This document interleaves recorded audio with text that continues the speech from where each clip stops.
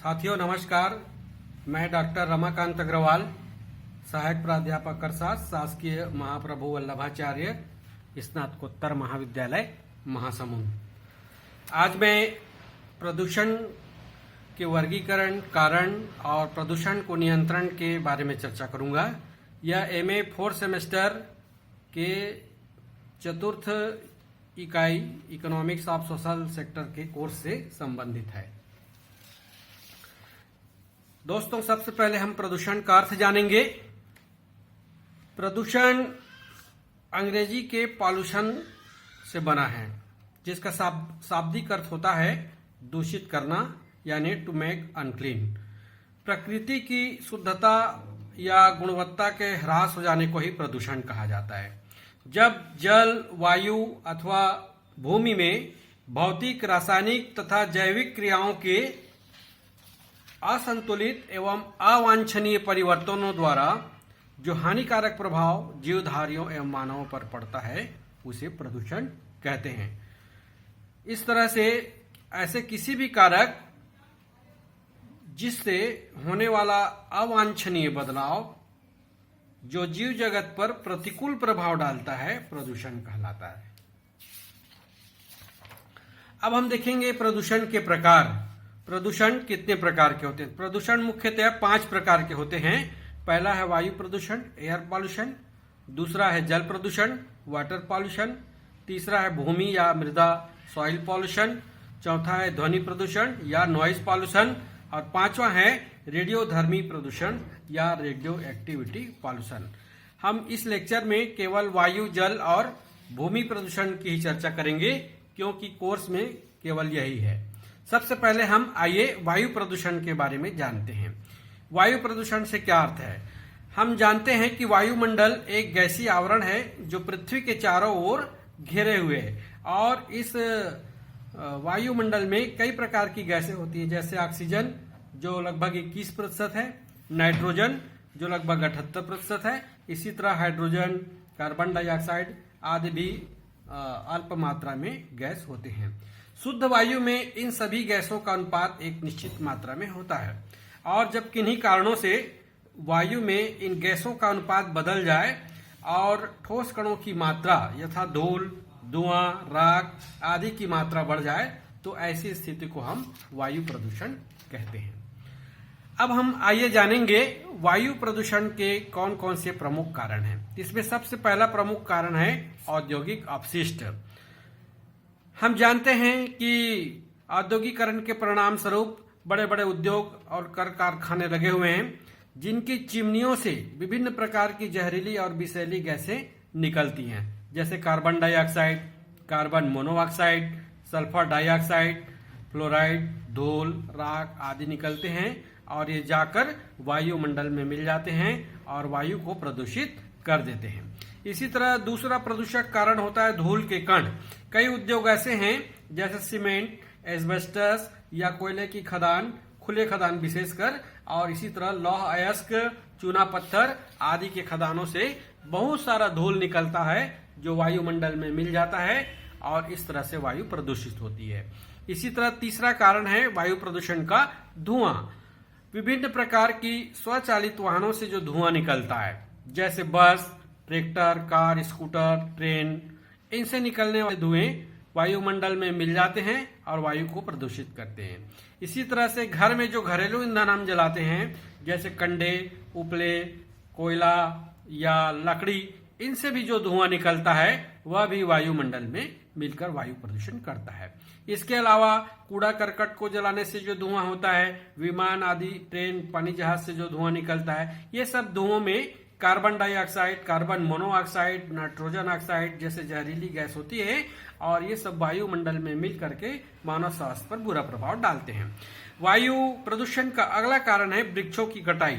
हम जानते हैं कि पर्यावरण प्रदूषण को रोकने में वृक्षों का बहुत महत्व है, परंतु वर्तमान में औद्योगिकरण के परिणाम स्वरूप वृक्षों की तेजी से कटाई की जा रही है, और जिससे वायु प्रदूषित हो रही है। अब एक नजर में हम देखेंगे कि वायु प्रदूषण के जो प्रमुख प्रदूषक तत्व कौन कौन से हैं, उसके स्रोत क्या है और उनका हम पर क्या प्रभाव पड़ता है। तो जो प्रदूषक है पहला कार्बन मोनोऑक्साइड, यह ईंधन के दहन से, कोयला या तेल आदि के जलने से हमें वायुमंडल में मिल जाता है और इसके परिणाम स्वरूप जो होने वाली बीमारियां हैं वह है कैंसर, टीबी, सिरदर्द, दम घुटना, चक्कर आदि।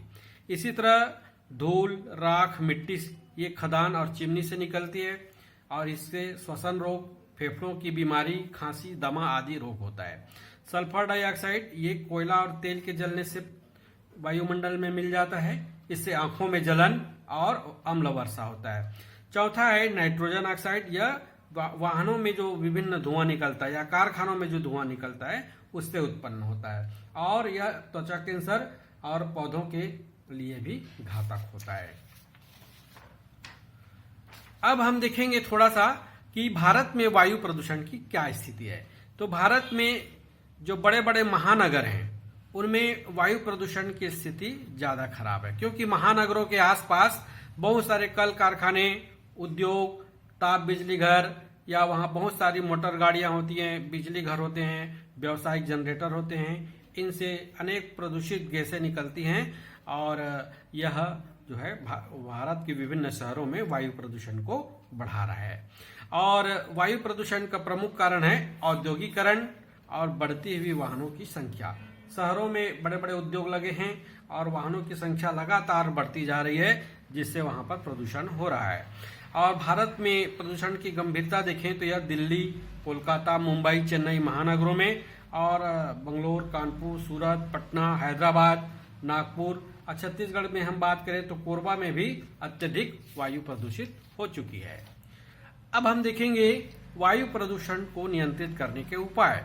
इसमें सबसे पहला उपाय है कि जो कल कारखाने वायु को प्रदूषित करते हैं, जहरीली गैसें जिन कारखानों से निकलती हैं, उन कल कारखानों को शहरों से दूर स्थापित करना चाहिए, ताकि उससे जो निकलने वाले विषैले धुएं, गैस और अन्य धूल, राख, मिट्टी के कण हैं वह आबादी पर न आए। दूसरा है कारखानों एवं वाहनों में प्रदूषण कम करने वाले उपकरण को लगाना अनिवार्य किया जाना चाहिए। इसी तरह से तीसरा है संयंत्रों में ESP यानी इलेक्ट्रोस्टैटिक उपकरण लगाना चाहिए, ताकि धुआं छनकर निकले और वायुमंडल में प्रदूषण कम हो। इसके अलावा चिमनी की ऊंचाई को अधिक रखनी चाहिए। कारखानों में जो चिमनी होती है उसकी ऊंचाई को अधिक रखना चाहिए, ताकि आबादी पर गैस जो है, जहरीली गैस जो है वो न आए और ऊंचाई से वह वायुमंडल में जाए। वृक्षारोपण को बढ़ावा देना चाहिए। वायु प्रदूषण का रोकने का सटीक उपाय है और वनों की कटाई पर रोक रखनी चाहिए। इसी तरह से जो मोटर गाड़ी है उनका नियमित रख रखाव करना चाहिए, ताकि वो प्रदूषण न फैलाए। इसी तरह से सार्वजनिक परिवहन को सस्ती और अच्छी करनी चाहिए, ताकि लोग निजी वाहन का कम प्रयोग करें और सार्वजनिक परिवहन के माध्यम से आना जाना ज्यादा करें, ताकि इससे वायु प्रदूषण कम हो। इसके अलावा जो महत्वपूर्ण है वह है वायु प्रदूषण अधिनियम 1981 जो बना है, उसके प्रावधानों का जो उल्लंघन करता है उस पर त्वरित कार्यवाही और कठोर कार्यवाही करनी चाहिए। अब इसके बाद हम देखेंगे प्रदूषण का दूसरा प्रकार है जल प्रदूषण, वाटर पॉल्यूशन। जल जीवन के लिए अत्यंत महत्वपूर्ण है, हम सभी जानते हैं। बिना जल के जीवन की कल्पना नहीं की जा सकती।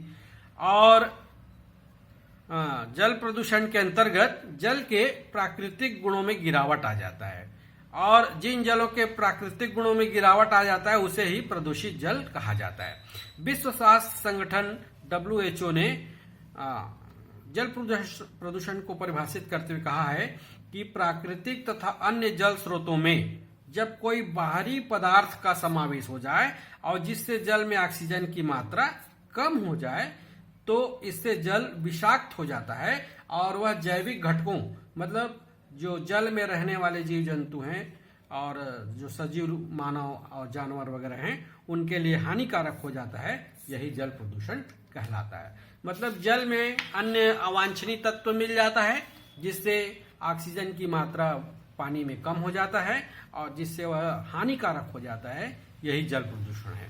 और जल प्रदूषण से जो जल है वह कठोर हो जाता है, दुर्गंध युक्त हो जाता है, स्वाद रहित हो जाता है, और इस तरह से जल प्रदूषण में पानी जो है पीने योग्य भी नहीं रहता। उपयोग के योग्य नहीं रहता। और जल प्रदूषण का सर्वाधिक कारण जो होता है मानवीय क्रियाएं, मानवीय क्रियाओं के कारण जल प्रदूषण फैलता है। तो इसका पहला कारण है औद्योगिक अपशिष्ट। जो कल कारखानों से विभिन्न रासायनिक पदार्थ निकलते हैं उनको नदियों में बहा दिया जाता है। ये रासायनिक पदार्थ होते हैं कैडमियम, पारा, आर्सेनिक, जिंक, लोहा, चमड़ा शोधन से निकली हुई गंदगी। तो इन सब से जो जल है वह प्रदूषित हो जाता है। इसी तरह से जो शहरों का सीवेज है और मल विसर्जन होता है उनसे भी जल प्रदूषित हो जाता है। मानव द्वारा विसर्जित मल मूत्र कूड़ा करकट से भी जल प्रदूषित हो जाता है। इसी तरह से जो कीटनाशक या उर्वरक है, हम जानते हैं कि आजकल फसलों को उगाने के लिए रासायनिक उर्वरकों और कीटनाशकों का प्रयोग बहुतायत में किया जा रहा है और ये बाद में जल में घुलकर खेतों के माध्यम से नदी तालाबों में पहुंच जाते हैं और जल को प्रदूषित करते हैं। इसके अलावा फ्लाई ऐश, जो ताप विद्युत गृह विशेष करके या ईंट भट्ठे वगैरह होते हैं उनसे जो राख निकलती है वो पानी में मिल जाता है और जल प्रदूषण करता है। इसके अलावा अन्य कारण हैं डिटर्जेंट्स या साबुन का प्रयोग करना पानी में, और जो शव है उनको पानी में बहा देना। विशेष करके कई जो नदियां होती हैं जैसे यमुना नदी है, गंगा नदी है, उनमें शवों को बहा दिया जाता है, इससे पानी प्रदूषित हो जाता है। इसके अलावा प्लास्टिक की थैलियां वगैरह को पानी में फेंक दिया जाता है, इससे भी जल प्रदूषित हो जाता है। अब हम देखेंगे जल प्रदूषण के क्या क्या दुष्प्रभाव होते हैं। जल प्रदूषण से विभिन्न प्रकार की बीमारियां होती हैं जैसे पीलिया, हैजा, डायरिया, पेचिस, विभिन्न प्रकार के त्वचा रोग भी होते हैं, खुजली होती है, मियादी बुखार, टाइफाइड आदि रोग होते हैं। जल प्रदूषण से खराब जल से फसलें खराब हो जाती हैं और जलीय जीवों को हानि होती है। जल में ऑक्सीजन की मात्रा जब कम हो जाती है तो जल में जो विभिन्न प्रकार के जीव जंतु होते हैं, मछली आदि होती हैं, वे मर जाते हैं। इसके अलावा प्रदूषित जल से मच्छर का प्रकोप होता है और प्रदूषित जल को पीकर मवेशी भी मर जाते हैं। इसके अलावा कई बार क्या होता है, प्लास्टिक वगैरह की थैली को हम नदी नालों में छोड़ देते हैं, फेंक देते हैं, जिसके कारण वहां शहरों में कृत्रिम बाढ़ आ जाता है। तो कृत्रिम बाढ़ रोकने के लिए प्लास्टिक थैली को बंद करना चाहिए क्योंकि यह पानी के बहाव को अवरोध करते हैं। अब इसके बाद आप देखेंगे जल प्रदूषण का नियंत्रण कैसे किया जा सकता है। तो सबसे प्रमुख इसमें उपाय है कि उद्योगों से जो औद्योगिक अपशिष्ट निकलता है उनको जल स्रोतों में मिलने से रोकना चाहिए और जल में मिलने के पहले उसका शुद्धिकरण संयंत्र के द्वारा स्थापित करके शुद्धिकरण करना चाहिए और अशुद्धियों को बाहर निकालना चाहिए। इसके अलावा जल स्रोतों में जो सीवेज और मलमूत्र जो होता है उसको मिलने से रोकना होगा और इसके लिए प्रत्येक घर में सेप्टिक टैंक बनाना पड़ेगा। और इसी तरह से सड़ी हुई जो मृत जानवर हैं या जो शवों को पानी में बहा देते हैं, ऐसा नहीं करना चाहिए, उनको बाहर जमीन में जलाना चाहिए, पानी में नहीं फेंकना चाहिए। इसके अलावा जो पानी के स्रोतों की रक्षा करनी चाहिए, इसके लिए जन जागरूकता फैलानी चाहिए। जो पानी के स्रोत है जैसे कुआं है, तालाब है, नदी है, झरने हैं, उनको गंदा ना करें, इसके लिए जन जागरूकता हमें फैलाने की आवश्यकता है। और वर्तमान में जो प्लास्टिक की थैलियां हैं उनको जल स्रोतों में मिलने से रोकना है हमें, क्योंकि यह बहुत ज्यादा पानी को प्रदूषित कर रहा है। इसके अलावा जो जल प्रदूषण अधिनियम 1974 बनाया गया है उसका कड़ाई से पालन करना चाहिए ताकि लोग जल को प्रदूषित ना करें। अब तीसरा जो प्रदूषण है वह है मृदा प्रदूषण, या इसको हम भूमि प्रदूषण या सॉइल पॉल्यूशन भी कहते हैं। मिट्टी हमारे लिए अत्यंत महत्वपूर्ण है और यह महत्वपूर्ण प्राकृतिक संसाधन है क्योंकि मिट्टी से ही हम खेती करते हैं और उससे हमें भोज्य सामग्री मिलती है, पशुओं को चारा मिलता है, अनेक प्रकार की मिट्टी में ही वनस्पतियां उगती हैं जिससे हम अपनी आवश्यकताओं की पूर्ति करते हैं। मृदा प्रदूषण के अंतर्गत जब मानवजन्य स्रोत या प्रकृतिजन्य स्रोतों से मिट्टी की गुणवत्ता में ह्रास हो जाता है तो उसे मिट्टी प्रदूषण कहते हैं और इसका कारण होता है बढ़ते हुए रासायनिक उर्वरकों के प्रयोग, पौधों पर कीटनाशकों का छिड़काव, रासायनिक उर्वरकों का प्रयोग। इन सब से भूमि की उर्वरता नष्ट हो जाती है और इस उर्वरता के नष्ट होने को ही मृदा प्रदूषण या भूमि प्रदूषण कहा जाता है। अब आइए हम देखेंगे मृदा प्रदूषण के स्रोत, सोर्सेज ऑफ लैंड पॉल्यूशन, भूमि प्रदूषित कैसे हो जाती है। तो सबसे पहला स्रोत है जैविक स्रोत। इसमें होता है मल मूत्र का विसर्जन। मनुष्य और पशुओं द्वारा खुले में मल मूत्र विसर्जित किया जाता है, इससे जमीन प्रदूषित हो जाती है। दूसरा कारण है मरे हुए पशु। पशुओं को जमीन में या भूमि में यूं ही छोड़ दिया जाता है खुला, जिससे जानवर सड़कर जमीन को प्रदूषित करते हैं। इसी तरह से कीटनाशकों का प्रयोग किया जाता है खेतों में या फसलों में, और रासायनिक उर्वरकों का प्रयोग किया जाता है, इससे भी जमीन बहुत ज्यादा प्रदूषित हो जाती है। इसके अलावा जो आजकल वर्तमान औद्योगिक युग में पैकिंग के जो विभिन्न सामान होते हैं, जैसे प्लास्टिक थैली है, गत्ते हैं, विभिन्न प्रकार के कूड़े करकट कचरे, कांच, रबर, प्लास्टिक आदि, इन सब से इनको भी भूमि में फेंक दिया जाता है यथा कहीं भी, इससे भी भूमि की गुणवत्ता नष्ट हो जाती है, भूमि प्रदूषित हो जाती है। इसके अलावा कारखानों का जो औद्योगिक अपशिष्ट है, वहां से जो विभिन्न प्रकार के जो अपशिष्ट निकलते हैं कारखानों से, उनको खुले में फेंक दिया जाता है, जैसे राखड़ वगैरह, इससे जो है भूमि प्रदूषित हो जाती है। अब आइए हम देखेंगे मृदा प्रदूषण के प्रभाव, इफेक्ट ऑफ लैंड पॉल्यूशन। मृदा प्रदूषण से क्या प्रभाव पड़ता है? तो सबसे पहला प्रभाव इसका यह है कि प्रदूषण से भूमि बंजर हो जाती है, उसकी उर्वरता नष्ट हो जाती है, जिसके परिणाम स्वरूप उर्वरता नष्ट होने से खेतों में उत्पादन कम होने लगता है, जिससे देश में भुखमरी की स्थिति आ जाती है, अनाज का उत्पादन कम हो जाता है, और यह अर्थव्यवस्था के लिए खराब स्थिति होती है, अर्थव्यवस्था की स्थिति डगमगा जाती है। दूसरी ओर खनन क्रिया और अत्यधिक वन कटाई से भी मृदा का क्षरण होता है, मिट्टी का अपरदन होता है, मिट्टी बह जाती है, मिट्टी का भूस्खलन होने का खतरा बना रहता है, और मिट्टी का कटाव होता है। और ज्यादा चराई से भी वनों का विकास अवरुद्ध हो जाता है, वन नष्ट हो जाते हैं, वन नहीं पनप पाते, और जिसके कारण जंगल कम हो जाते हैं, इससे भूमि के कटाव में वृद्धि होती है।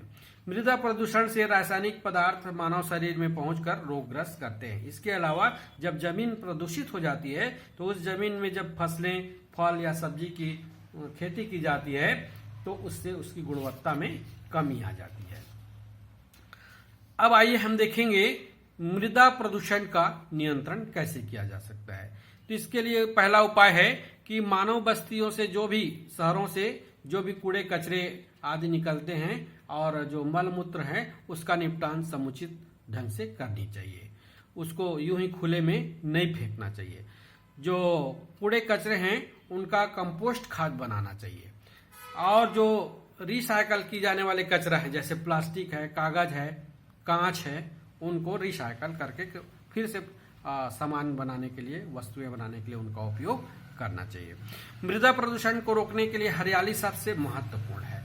मिट्टी के कटाव को रोकने, अपरदन को रोकने, भूस्खलन को रोकने के लिए हमें जंगल या पेड़ों की ज्यादा लगाना आवश्यक है। इसके अलावा प्लास्टिक और पॉलीथीन को खुले में न फेंक करके उसका रिसाइकल करना चाहिए, क्योंकि वर्तमान में प्लास्टिक और पॉलीथीन जो है भूमि को बहुत ज्यादा प्रदूषित कर रहा है। प्रदूषित जल, अपशिष्ट पदार्थों का भी सही निपटारा आवश्यक है। इसके अलावा वर्तमान में हम खेती के लिए रासायनिक उर्वरकों और कीटनाशकों का बहुत ज्यादा प्रयोग कर रहे हैं, तो उसका विवेकपूर्ण ढंग से प्रयोग करना होगा, अंधाधुंध प्रयोग करना हमें बंद करना होगा। उसकी जगह जैविक खेती को बढ़ावा देना होगा, ताकि वो भूमि प्रदूषित ना हो। इसके अलावा हमें जन जागरूकता में वृद्धि करनी होगी, ताकि लोग कूड़े करकट इधर उधर न फेंके, उसका सही ढंग से निपटारा करें। तो इस तरह से हमने प्रदूषण के 3 प्रकार, वायु प्रदूषण, जल प्रदूषण और भूमि प्रदूषण के बारे में जानकारी प्राप्त की, ये क्या हैं और इनके प्रदूषित होने के क्या कारण हैं, और इनका हमारे मानव शरीर पर क्या नुकसान होता है, और इसके अलावा हम इनका नियंत्रण कैसे कर सकते हैं। धन्यवाद।